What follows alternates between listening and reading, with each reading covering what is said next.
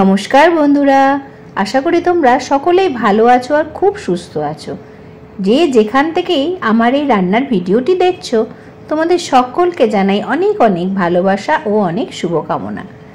আজকে তোমাদেরকে একটা সুন্দর পমফ্রেট মাছের রেসিপি রান্না করে দেখাবো। এই রেসিপিটা আমার মায়ের, যদিও আমি কিন্তু খুব কমই বিয়ের আগে এই মাছটা খেয়েছি। কেন সব বলছি, চলো। এখানে মাছও নিয়ে নিলাম আর সবজি কি নিয়েছি সেটাও দেখিয়ে দিলাম। পেঁয়াজ আর টমেটো কুচি, তার সাথে কাঁচা লঙ্কাও কুচি করে নিয়েছি। সমস্ত রান্নাটাই হবে আজকে কেটে, কোনো বাটাবাটির মধ্যেই আমি যাব না। চাইলে তোমরা অবশ্য রান্নাটাতে বাটা মশলাও ইউজ করতে পারো।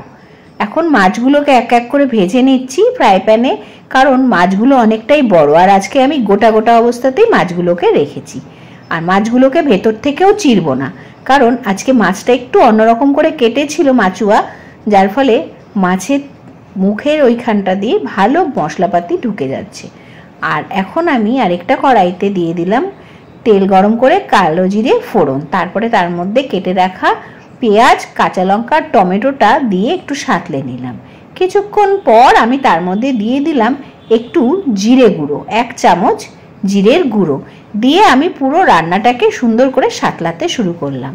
যখন আমি দেখলাম প্রায় আমার মশলা কষানো হয়ে এসছে, টমেটোগুলো প্রায় গলে গেছে, তখন তার মধ্যে 2-3 চামচ জল দিয়ে দিলাম একটু আদা বাটা। এখন যেটা দিলাম এটা শুধুমাত্র আদা বাটা, তোমরা আদা কুচিও দিতে পারো চাইলে।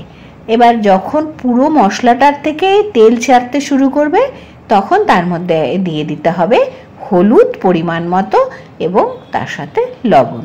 রান্নাটা কিন্তু ভীষণ সহজ আর খুবই টেস্টি।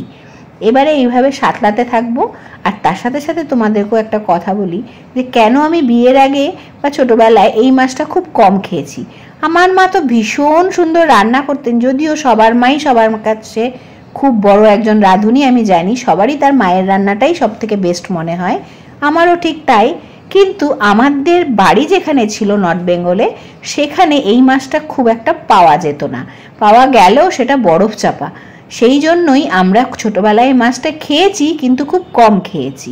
আর বিয়ের পরে এই বঙ্গে আমার যখন বিয়ে হলো, তখন এত বেশি এই মাছটা খেয়েছি যে এই মাছের স্বাদ আমার এত ভালো লাগতো, সেটা কিন্তু এখন আমি ভালো মতো উপভোগ করতে পারি বরমশাই যখন এই মাছটা কিনে নিয়ে আসে বিয়ের পর থেকে। প্রায় আমার তো ভীষণ ভালো লাগে এই মাছটা। তার সাথে সাথে আমার বোনেরও ভীষণ ফেভারিট মাছ এটা। তোমরা কে কে পমফ্রেট মাছ খেতে বেশ পছন্দ করো কমেন্ট করে জানিও। মশলাটা সাঁতলানোর পর আমি দেখো গরম জলও দিয়ে দিলাম আর ভেজে রাখা মাছগুলোও দিয়ে দিলাম, আর এটাতে কিছুই পড়বে না।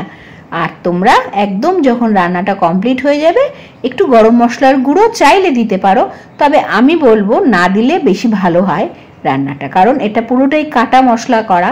আর দেখো কি সুন্দর কালো জিরে দিয়ে যখন রান্না করবে তার টেস্টই অন্যরকম হবে। তোমাদের ওখানে এই মাছটাকে পমফ্রেট মাছ বলে নাকি ফ্যাসা মাছ বলে, আমি না এই জিনিসটা বুঝতে পারি না। অনেকেই কিন্তু এই মাছকে ফ্যাসা মাছ বলে। ঘটনাটা কি আমার কাছে আজও খোলাসা হয়নি। যদি তোমরা জানো আমাকে একটু কমেন্ট করে জানিও। তাহলে কেমন লাগলো পমফ্রেট মাছের এই রেসিপিটা কমেন্ট করো। ভালো থেকো, সুস্থ থেকো।